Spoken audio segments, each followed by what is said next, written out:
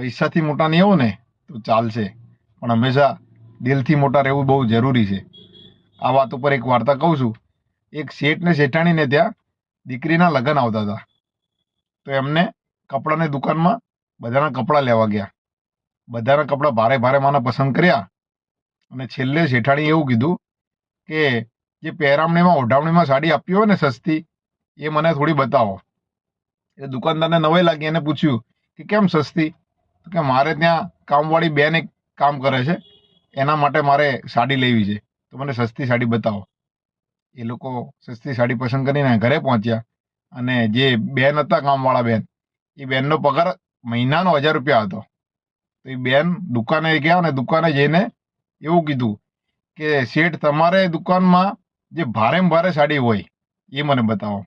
દુકાનવાળાએ પૂછ્યું કેમ બેન ભારેમાં ભારે સાડી? તો કે મારા શેઠ શેઠાણીના દીકરીના લગ્ન છે, મારે અમને ભારે સાડી પહેરાવી છે.